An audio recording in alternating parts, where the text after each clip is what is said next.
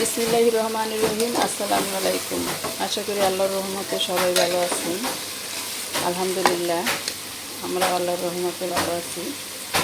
আজকে দুপুরে রান্না শেয়ার করছি। আজকে দুপুরে গরুর গোস্ত রান্না করব, খিচুড়ি আর বেগুন ভাজা করব। গরুর গোস্তগুলো আমি পরিষ্কার করে ধুয়ে তারপর প্রেশার কুকারে সব রকমের মশলা দিয়ে কষিয়ে নিয়েছি। এখন সেদ্ধ হওয়ার জন্য পরিমাণ মতো পানি দিয়ে দিলাম। আর এখন প্রেশার কুকারের ঢাকনা দিয়ে কয়েকটা সিটি দিয়ে দিলে গরুর গোস্তটা রান্না হয়ে যাবে। এই যে গরুর গোস্তের মধ্যে আমি যে মশলা দিয়েছিলাম, তেজপাতা, গরম মশলা, এগুলো একটু ফেলে দিব, কারণ এগুলো অনেক সময় প্রেশার কুকারের ওই মাথায় লেগে গেলে সিটি বন্ধ হয়ে যায় আর যে কোনো সময় দুর্ঘটনা করতে পারে। এটা যদি প্রেশার কুকারের ওই ছিদ্রের মধ্যে আটকে যায়। আমি এগুলো ফেলে দিই।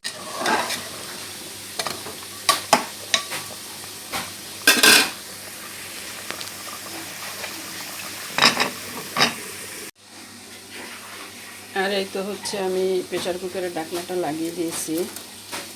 গোস্তটা হতে থাক। তেজপাতা দিয়ে চুলার উপরে শুকাতে দিয়েছি। আর পাশের চুলায় খিচুড়ি রান্না করে নেব। এখানে আমি খিচুড়ি রান্না করার জন্য পরিমাণ মতো তেল, হলুদ, মরিচের গুঁড়া, যা যা দরকার সব কিছু দিয়ে দিয়েছি। এখন চালগুলো মশলার মধ্যে একটু কষিয়ে নেব। কষিয়ে তারপরে সেদ্ধ হওয়ার জন্য পরিমাণ মতো পানি দিয়ে দেব।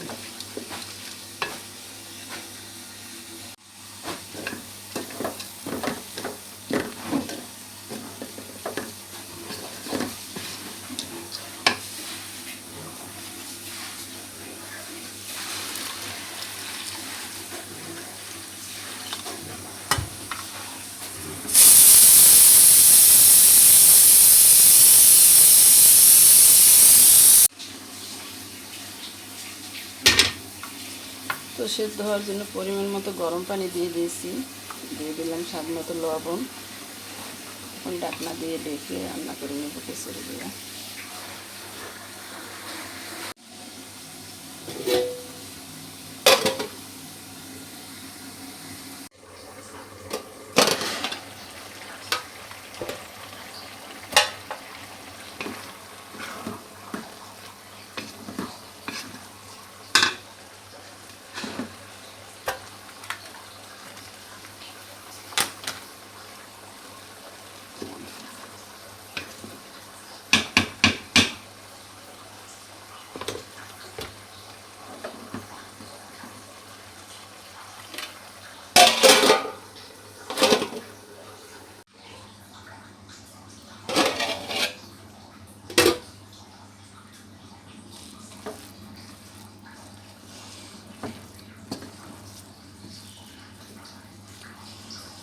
আমার খিচুড়িগুলো রান্না করা হয়ে গেছে।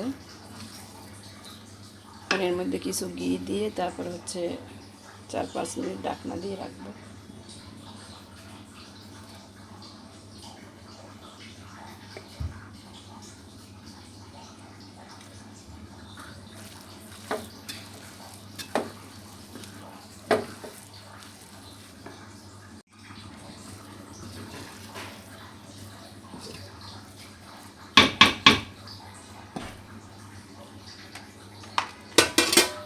তো ঢাকনা দিয়ে দিলাম। আর পাশের চুলায় আমার গোস্তগুলো রান্না হয়ে গেছে। আর আগেই চুলা বন্ধ করে দিয়েছি।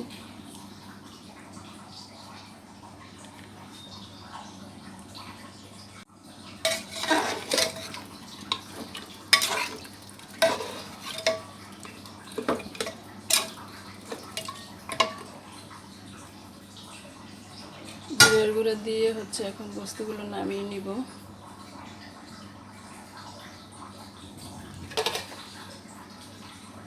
তো খিচুড়ি গরুর গোস্ত রান্না কমপ্লিট।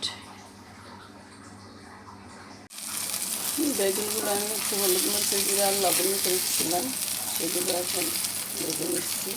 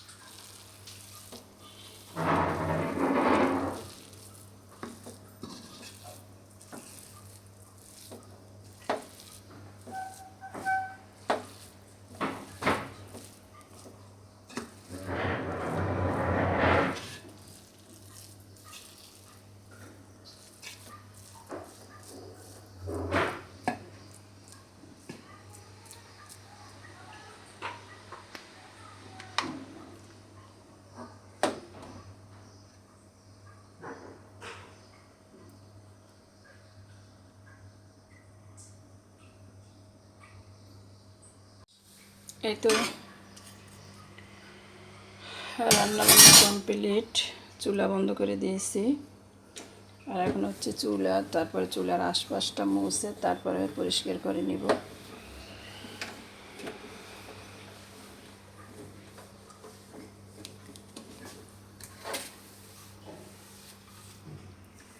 এই তো মোছামাছি শেষ।